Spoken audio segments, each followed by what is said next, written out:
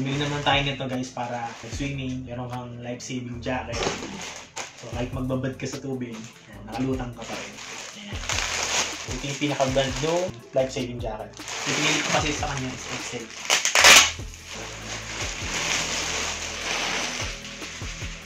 Ito yung itsura niya.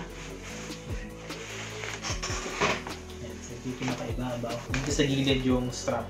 Dito siya. Tapos meron din siyang zipper. So ayan. Meron din siyang zipper dito.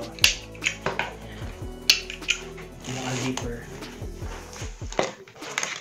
Ito yung pagsuot. Strap dito.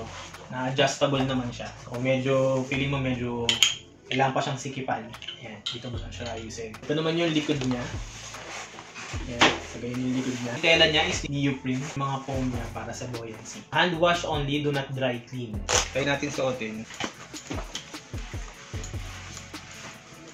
Pag nakabit niya siya, ayan. So ganyan yung itsura niya.